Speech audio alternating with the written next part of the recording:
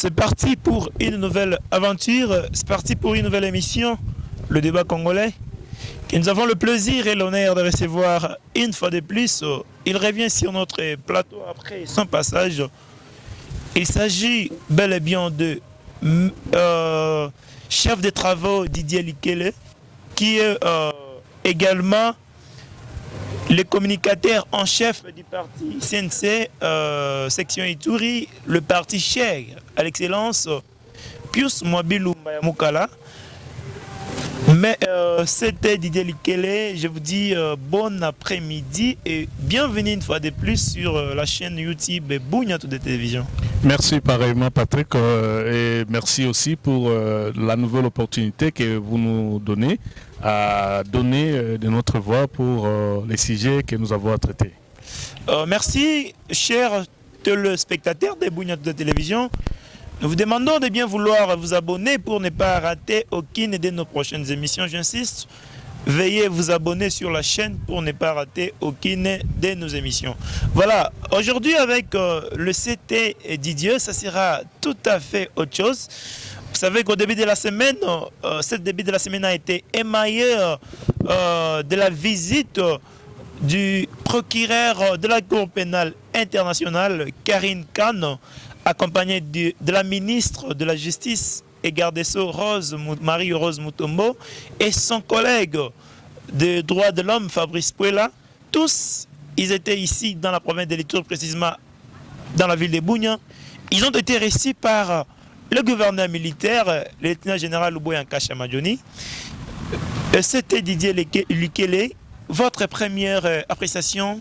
La toute première fois, le procureur de la CPI fait sa descente dans la province de l'Ituri, ça vous dit quoi?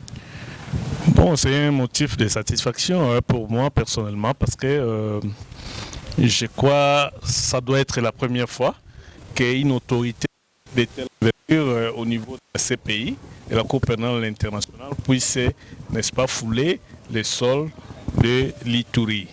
Et cela tombe aussi bien, d'autant plus que nous sommes vraiment dans cette situation où il faut que la justice puisse être vigilante pour essayer, n'est-ce pas, de documenter les atrocités qui sont enregistrées ci et là à travers la province de l'Ituri.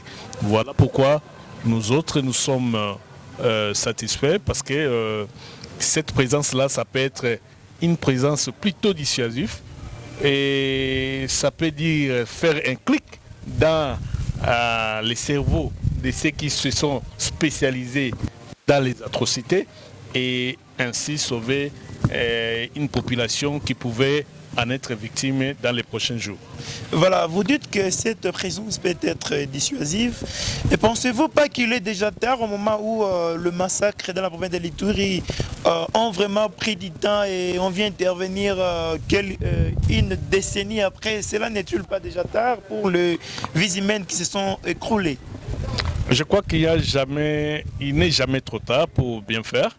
Et aussi, je crois que la patience du chef de l'État, son Excellence Félix Antoine Tshisekedi, est arrivée à bout. C'est pourquoi vous allez constater que les mesures qui sont prises dernièrement sont des mesures vraiment extrêmes pour essayer de faire en sorte que coûte, la population iturienne puisse recouvrer la paix. Et vous pensez qu'aujourd'hui, avec une province de l'Ituri, permettez-moi le terme, trop communautarisé, livrer certains leaders de groupes armés, cela ne va-t-il pas susciter un cœur du fait? Non, je ne pense pas parce que ce n'est pas Hélène qui menace d'arrêter un EMA, n'est-ce pas? C'est la Cour pénale internationale qui est dans ses attributions, dans sa mission de prédilection. Et donc, cette Cour, nous, on était à un moment donné, n'est-ce pas, étonnés de voir la communauté internationale, les silences de la communauté internationale face aux exactions qui se font, qui se commettent ici, dans l'Ituri. J'ai commencé même à me poser la question si la population iturienne était aussi une population du monde qui était prise en compte Parce que, voyez-vous, en Europe, il suffit qu'un terroriste puisse tirer sur 2-4 personnes à bout portant dans une salle de classe, dans une église, n'est-ce pas? Cela suffit pour que France 24, CNN, RFI puissent en parler. Mais ce qui se fait en Ituri, ce que nous enregistrons en Ituri chaque jour, quotidiennement, n'est-ce pas? Qui en parle? Est-ce qu'on en parle suffisamment? Est-ce que nous sommes une population qui mérite aussi d'être protégée? On commençait à se poser cette question. Mais aujourd'hui, qui sont là, comme vous étiez en train de dire qu'il n'est pas tard. Moi je dis, bon, il n'est jamais tard pour bien faire. Parce que la population qui est décédée paie à leurs âmes, mais la population qui vit encore a besoin encore de cette sécurité-là. Et si cette sécurité peut être assurée, si la CPI peut être dissuasive pour la protéger, et donc c'est tant mieux. Voilà, le procureur de la CPI, Karim Khan, promet l'ouverture de certaines enquêtes sur le massacre qui ont perduré en Ituri dans un temps record. Et c'est là une façon de donner, d'annoncer déjà une nouvelle lueur de paix pour ceux qui sont encore en train de s'engager dans le massacre. Vous savez, la semaine qui s'achève ici, nous avons eu beaucoup d'espoir. Il y a eu beaucoup de lueurs d'espoir. Premièrement, nous avons enregistré, n'est-ce pas, les pourparlers, n'est-ce pas, des Haru entre les groupes armés. C'était un pourparler qui donne quand même espoir de la paix.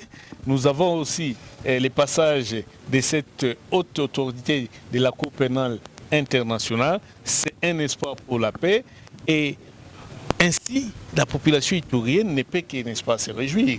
Et donc, si les procureurs demandent à ce que tout soit documenté au plus vite, et cela signifie que le procureur est déterminé à faire en sorte, ou d'actionner, n'est-ce pas, la justice pour que la justice fasse son travail. Parce qu'on ne peut pas laisser, n'est-ce pas, ces égorgements, on ne peut pas laisser toutes ces exactions-là passer impunies. Parce que cela donnera une carte blanche aux autres prochainement de venir faire la même chose. Il faut que ceux qui ont déjà fait ça soient d'une manière ou d'une autre inquiétés. S'ils sont inquiétés, je crois que ça va servir de leçon à ceux qui seront tentés de faire la même chose prochainement. Vous avez suivi le groupe armé Codeco au travers ce chef demande à ce que la CPI dirigeante des enquêtes pour essayer de mettre le main sur certains fauteurs de troubles. Est-ce que ça vous dit quelque chose? Je crois que ce n'est pas au groupe armé Codeco ni autre FPIC ou quoi de dire à la CPI ce que la CPI doit faire. N'est-ce pas? La CPI connaît son travail et on va partir point par point. Si ça concerne Codeco, on va y aller. Si ça concerne Zaïre, on va y aller. Si ça concerne FPIC, on va y aller. Et donc chacun avec ses exactions. OK? Et la CPI saura quoi faire avec tous ces renseignements qui seront récoltés.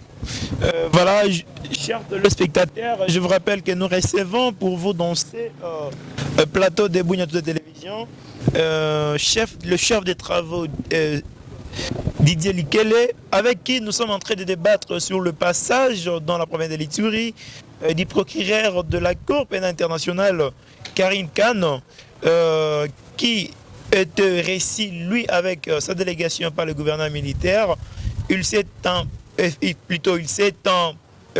imprégné de la situation, je y arrive, et il a pu recevoir les 3 couches de la population victime de l'ancien seigneur de guerre, Germain Katanga. Est-ce que cela aussi vous passe aussi dans l'esprit le fait que le procureur de la CPI puisse recevoir les 3 couches de la population victime de la guerre avec l'ancien chef de guerre Germain Katanga? Cela est-il une façon de l'air dur que nous sommes avec vous, on ne va pas vous laisser? C'est une bonne chose, d'autant plus que lorsque les Germains, n'est-ce pas, Katanga ont été condamnés, il y a eu quand même des dommages qui ont été enregistrés, il y a eu des DI, n'est-ce pas, et des dommages et intérêts qui ont été prescrits, et on avait demandé à ce que la population victime puisse être dédommagée. Et je me demande même si la population victime qu'on avait documentée, qu'on avait enregistrée la fois passée, a déjà été servie. Je crois que c'est de bon augure lorsque l'actuel procureur de la Cour pénale internationale reçoit ces victimes-là. Probablement c'est pour leur demander aussi s'ils ont reçu quelque chose en guise, n'est-ce pas, de cette réparation. Voilà, avant que nous chutons, nous parlons une actualité. Vous l'avez évoqué dans votre allocution. Le groupe armés sont à Aru. Je pense qu'ils doivent avoir fini avec leur pourparlers. Cela n'est-il pas un dialogue de trop? On a connu les actes d'engagement avec la Codeco, MAPI, Zahir, on a connu avec FRP et ainsi de suite. Aujourd'hui, on revient encore avec les mêmes personnes pour de nouvelles aventures. Cela n'est-il pas un passe-temps pour l'État ou peut-être le gaspillage des moyens? Moi, je ne crois pas. D'abord, si la fois passée, les initiatives avaient échoué, cela ne veut pas dire nécessairement que les prochaines initiatives seront aussi un échec. Mais on dit que dans les circonstances identiques, les mêmes causes produisent les mêmes effets. Non, pas du tout. Parce que ce ne sont pas du tout les mêmes circonstances. La signature des actes d'engagement unilatéraux, ce sont des gens, je ne sais pas piqués par quelle mouche, qui viennent et qui signent eux-mêmes et qui viennent déposer. Mais aujourd'hui, et les filles de l'Ituri ont eu l'occasion de discuter. C'est différent. Vous parlez, vous dites vos problèmes. J'espère qu'ils ont été sincères dans ce qu'ils ont dit, ils se sont dit. Ils n'ont pas été hypocrites dans leur dialogue. Mais au moins c'est important, lorsque vous êtes en conflit avec quelqu'un, de se parler en face et ça peut produire un bon fruit. La fois passée, ils sont passés à Nairobi, je crois que vous faites aussi allusion à ça. Là-bas, il y avait tellement de monde, il y avait les M23, il y avait tout été mélangé. Mais aujourd'hui, dans les sols ituriens, on a organisé un dialogue. Je pense que c'est un peu différent. C'est pourquoi je félicite les organisateurs, la MONUSCO d'une part, et le gouvernement provincial d'une autre part. Et nous pensons que cette fois-ci, n'est-ce pas, nous espérons vraiment que cette fois-ci, vous qui appartenez à ces groupes armés, si vous nous suivez, vous allez être sincères et vous allez faire en sorte que la paix s'installe dans notre province, parce que nous avons des élections à venir, nous devons voter, nous avons aussi, n'est-ce pas, des développements que nous devons relancer, qui a été fortement touché par ces actes d'insécurité. Et donc, nous espérons que vous serez vraiment consciencieux pour faire en sorte que la paix s'installe enfin dans notre province iturienne. Dis-moi que je me trompe, mais l'expérience nous fait savoir que ce sont des pratiques perpétuelles. Cela veut dire lorsque nous approchons des élections, vous allez voir que toutes les armes seront d'abord mises à côté. Est-ce que ce sont des mots d'ordre qui proviennent des commanditaires ou peut-être des auteurs moraux intellectuels, voilà le terme, merci pour m'avoir complété. Ce sont eux qui donnent ces mots d'ordre pour dire qu'arrêtez d'abord, on fait des élections et puis vous allez répondre après. Bon, ils ont bien fait aussi de faire allusion à cette réalité, n'est-ce pas, des manipulateurs, des tireurs de ficelles. Nous ne sommes pas des animaux, nous ne sommes pas des petits enfants qu'on va chaque fois, n'est-ce pas, manipuler par les tireurs de ficelles pour que nous puissions nous entretuer. Nous devons devenir responsables, nous devons prendre conscience que la personne que je tue là, c'est mon frère, c'est ma soeur, c'est mon fils, c'est mon grand-père. Et donc, nous devons prendre conscience aussi que nous perdons beaucoup de temps. La province de l'Ituri, c'est une province d'espoir. Nous devons laisser à la province de l'Ituri cette paix-là pour qu'elle puisse se développer et mériter ce qu'elle mérite.